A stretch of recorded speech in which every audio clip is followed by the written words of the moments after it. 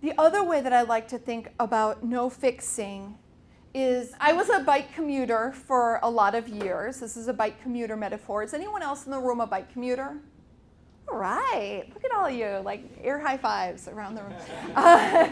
Anyone hate bike commuters in the room? All right, I just like to know where I stand before I get started. How well do I have to explain this to people? So I was riding home from work one day, and I was in a clearly marked bike lane.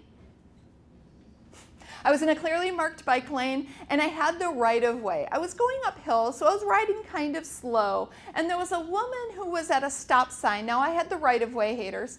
And I didn't have a stop sign. There's a woman at a stop sign. We'll call her Rachel for the sake of the story, right?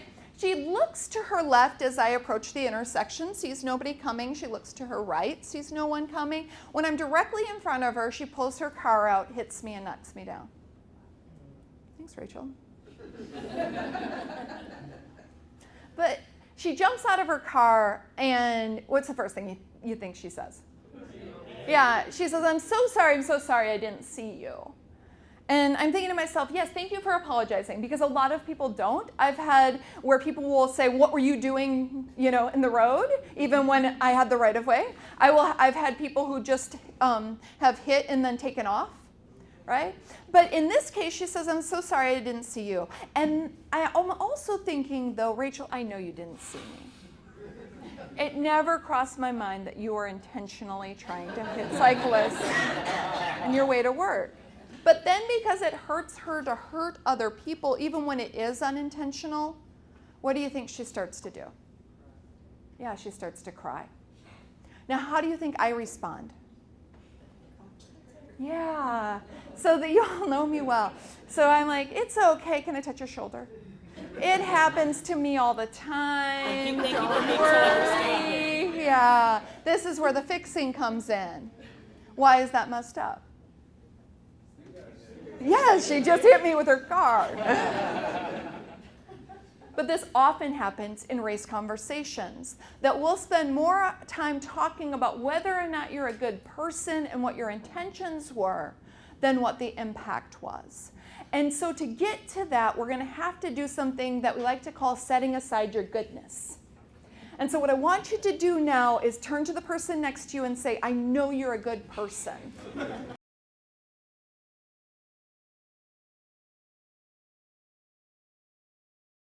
You have to set aside your goodness to do something different. So what would be helpful in that situation? Yeah, check in. Are you okay? Doing the head-to-toe check. Now, I told her that I was fine. In fact, I was like, oh, yeah, I can still dance, right? What? What's wrong with that? It's not supposed to be funny.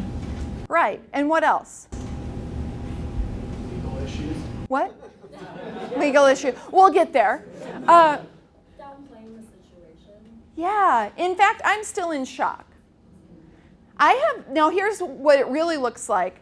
I've gone home from work some days and thought to myself, that thing that he said today, I don't know if it was sexist or not, right? Like, I sometimes can make too much of these things, and it wasn't like a Me Too moment, right? But I think that it was.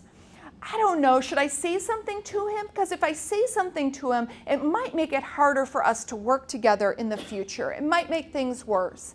Yeah, I want to say something to him, because if I don't say something to him, things are definitely going to get worse in the workplace. How am I going to say it in the way that he can hear it? All of that is a part of the impact in these moments.